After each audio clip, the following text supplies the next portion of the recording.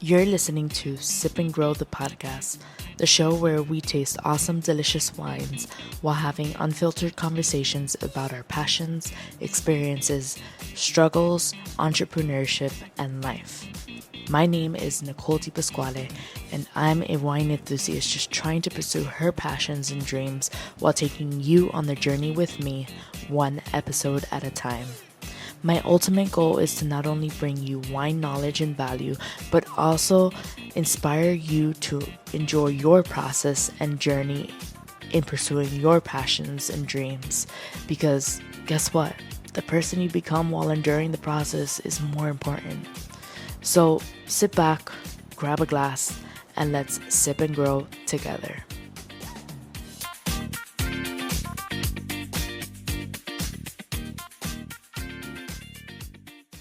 Hello, Sip and Grow fam, and welcome back to another episode of Sip and Grow the podcast with me, your host, Nicole Di Pasquale. So today I have a special red blend for this episode. I am excited about this one because I felt like I found, I don't know, like a needle in a haystack, but I could be getting ahead of myself because when I got home, I realized the vintage of this one, and I was like, maybe like the reason why it was so cheap is because maybe they were trying to get rid of it. But I don't know. We're here to experiment. We're here to see. But I was at Graciano's marketplace and shopping for food items, and I went to the wine section and I got a couple of wines to try out on here, and this was one of them. So this is actually called Milamore. The producer's name is Bodega Renacer. It's located in Mendoza, Argentina. This is a 2015 vintage. And what I found interesting was when I saw the label, on the front of the label it says red wine from naturally dried grapes. So when I saw that, I said, oh my God, this is a wine from Argentina that uses the Amarone style to create this wine. So the Amarone style of making wine is called Appassimento, which is basically when you harvest grapes. This is the way they make the Amarone style wine in Italy, right? So when you harvest the grapes, they take the grapes and they lay them out to dry before fermenting the grapes. So there's like a certain, they have to lay them out. I believe it was like 100 days, if I'm not mistaken. There's a certain time frame that, depending on the winemaker, of course, and how long they want to leave them drying, but I believe it's like around 100 days, if I'm not mistaken. I have to double check that. I did do an episode on the whole Appassimento and Ripasso. It was more about the Ripasso method, but Appassimento has to do, goes hand in hand with that. So like these are two different styles of making wine, and it's very popular in Italy, but other countries do it as well. So I found it interesting that this one does it, but basically they lay out all these grapes on either like a bamboo tray or a bamboo crate, a wooden crate or a plastic crate, and they just lay them out in the cellar or the room where they're gonna be fermenting the wine. And of course you have to make sure there's like some type of ventilation going on in that room so that mold doesn't form on the grapes. But they basically dry out the grapes and then ferment the grapes. And the reason why they do this is because that process actually helps concentrate like the sugars, the acids, and all the flavors in the grapes. So it's gonna bring out a very bold, rich, and complex wine from that fermenting those grapes, those dried grapes, right? So when I saw that this wine specifically was made naturally with naturally dried grapes, I was like, oh my God, this is so cool. I've never tried a wine from another country that does the Amarone style or the Appassimento style of, drying the grapes and then fermenting the wine. So I found that very interesting. And the only thing I'm a little bit scared about is that it's a 2015 vintage, so that means it's 10 years old. But you know what? Hopefully it was stored perfectly and great that when we open it today, it's gonna be marvelous.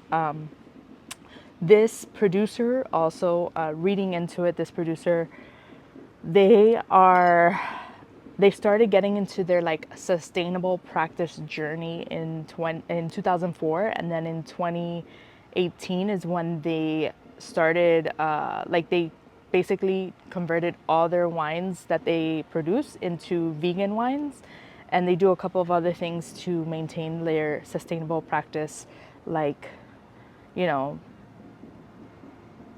reputation, I guess. So unfortunately, this one, since it's 2015 vintage, it's not under the vegan category.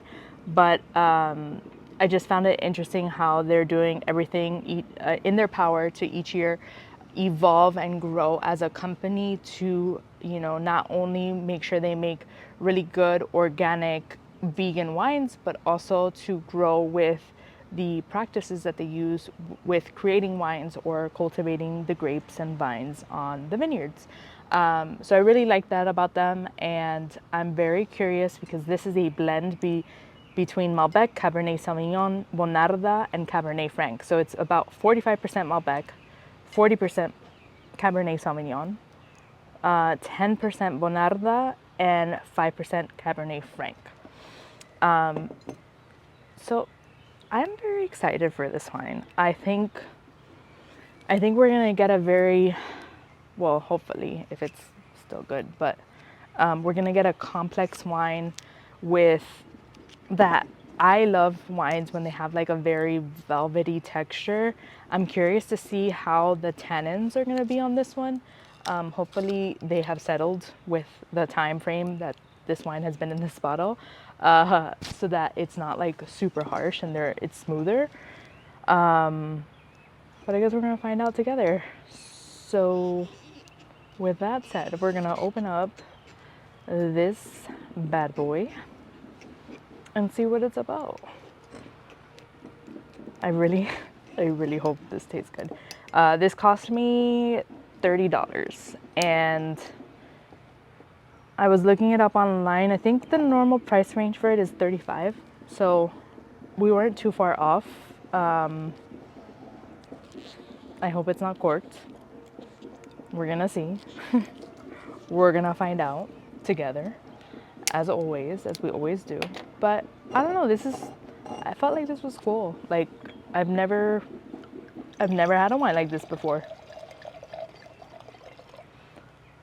Or like, I've never had a blend, like Appassimento style wine before, is probably what I should have said.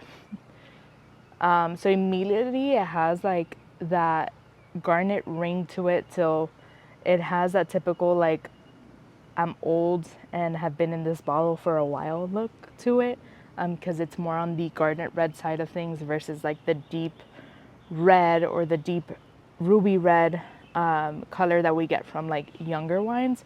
So definitely the color of this wine is telling me like, hey, we've been sitting in this bottle.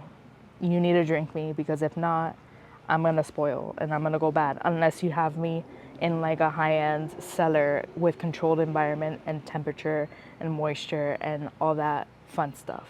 But if you don't, then I'm gonna go bad. Ooh, on the nose, I'm getting like cherry notes, like spicy. It's like a very like red peppery, spicy flavor to it, or smell to it. It's very interesting because it almost smells like a Cabernet Sauvignon from California would smell like, which is like really weird because it's like that tends to be like very oaky. Like I'm getting super oaky notes in here. Let's go ahead and try it.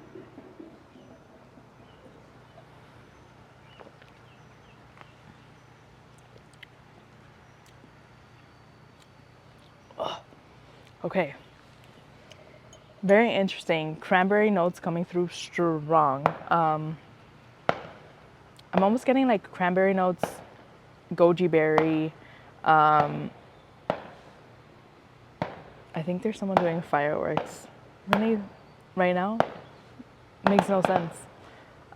Sorry about that. But I'm getting like cranberry notes, goji berry notes, like a huge red fruit notes, and tannins are very present. They linger on your tongue and kind of sit there, kind of like a Cabernet Sauvignon that's like 2 3 years old. Kind of would have those like tannins that kind of dry your mouth a little bit. It is on the drier side, but it's very much red fruit notes coming through with the tannins super present. So if you like a tannic red wine, this one would be for you. But they have settled, so like it's not super harsh on the throat, and it does go down after a minute or two.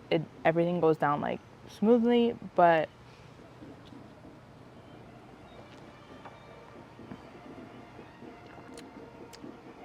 this blend is just so interesting because I feel like I feel like the Cabernet Sauvignon is overpowering everything, but then the Bonarda kind of sticks out to me. I don't see the Malbec in there at all. And like the Cabernet Franc, I don't even feel it.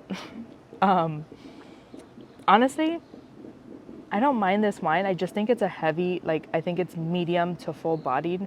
I would actually say no, it's a full bodied wine. I would probably pair this with like an asado, like a barbecue with heavy meats, or like a ragu, or osobuco, like stuff that's like a very hearty big meal would go well with this wine. My rating for this wine, like, I actually like it. I don't mind it.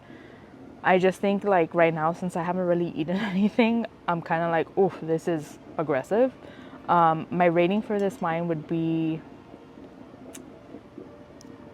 an 8.2 out of 10. I definitely would drink this and buy this and drink this. I just think if you aren't someone who likes like highly tannic, full bodied wines, you probably wouldn't want to drink this one. If you are into that vibe, if you're into like big, bold Cabernet Sauvignons, or like, it's not even giving Chianti Classico. It's giving more like a big, bold Cabernet Sauvignon from California. So if you're into that, you're probably gonna like this wine. Again, I got this at Graciano's Market for $30, and this is a 2015 vintage. It tastes great for that, like for it being that old. Like, this was the time to drink it. If not, like, I feel like it would probably go bad in like 2 3 years. But or that's me being generous, in like a year probably. But obviously, it was kept in a controlled environment. Let me know if you try it. Let me know if you like it. And I hope you guys have enjoyed this episode. If you have any questions, please let me know. And I'll see you all on the next episode. Cheers.